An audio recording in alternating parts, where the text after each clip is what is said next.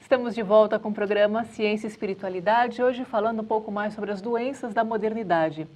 Mas antes de entrar no nosso assunto de hoje, gostaria de convidá-lo a conhecer um pouco mais sobre a doutrina espírita participando do Clube Amigos da Boa Nova.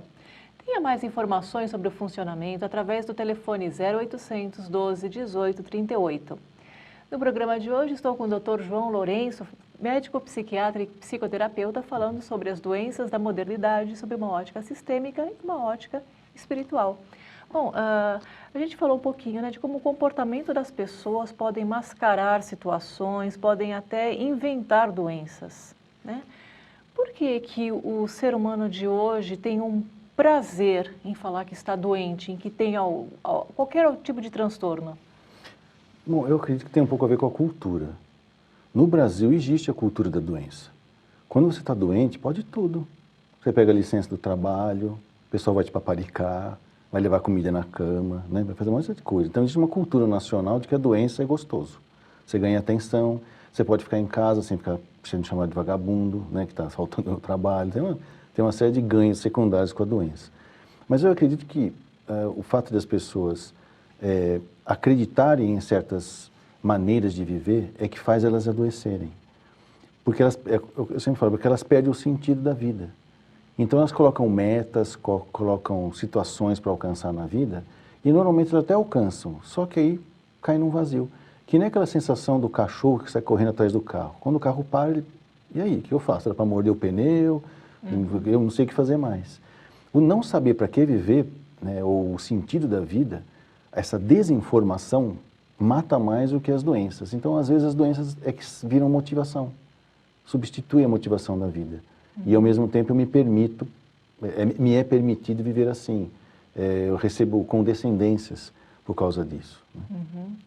Sob uma ótica mais espiritualizada, a gente pode falar que essa pessoa está sob influências de obsessores ou uma auto-obsessão? Pode ser. Tudo começou com uma ideia dela, que era fixa. Eu costumo dizer que normalmente as pessoas que fazem isso ainda não estão trabalhando muito bem o seu egoísmo, o seu orgulho, o seu apego. Não que elas sejam do mal, mas elas estão trabalhando, só não estão trabalhando muito bem, ou não chegaram naquele momento que teve o despertar. Enquanto ela não tem esse despertar, tudo corrobora para que ela trabalhe o egoísmo, o orgulho e o apego. Nesse contexto, ela pode ter ideias auto-obsessivas, e essas ideias auto-obsessivas podem abrir porta para processos obsessivos externos. E aí uma coisa junta a outra. Aí a gente podia pensar assim, nossa, mas que azar, que ruim. Não, não tem nada ruim no mundo de Deus. Isso é só o que é possível. Essas pessoas estão treinando para um despertar espiritual. Elas têm o direito de ser egoísta, o direito de estar no orgulho e no apego, enquanto estão elaborando um trabalho mental e espiritual dentro delas melhor. Se for necessário para o despertar espiritual dessas pessoas um adoecimento, que assim seja. É apenas mais um cenário, mais uma cena e mais personagens que vão ajudar a elaborar espiritualmente seus valores. Certo. Então, essa influenciação pode, de alguma forma, mexer com o lado biológico da pessoa e, de fato, desencadear? Pode.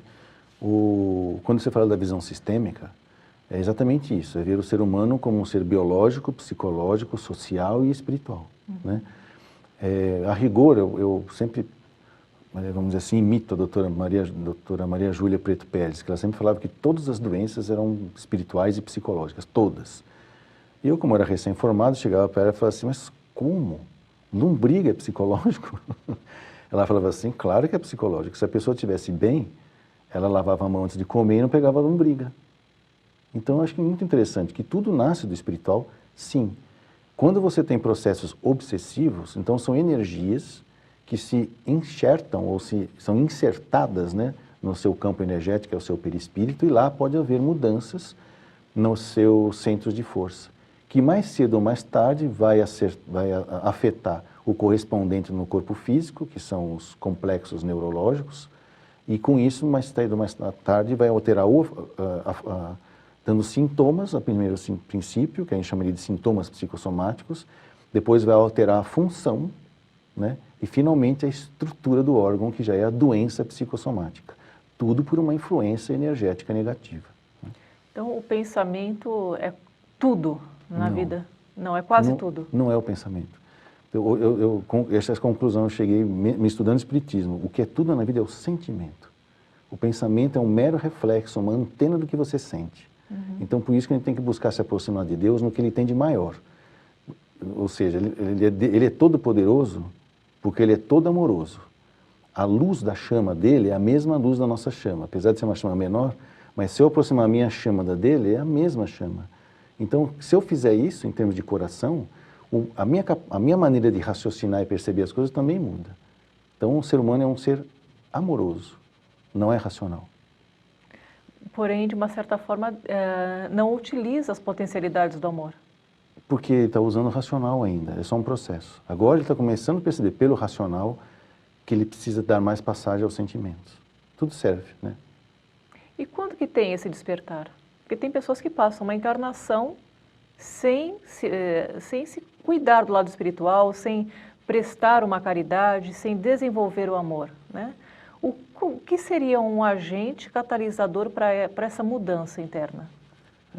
Depende do foro íntimo de cada um.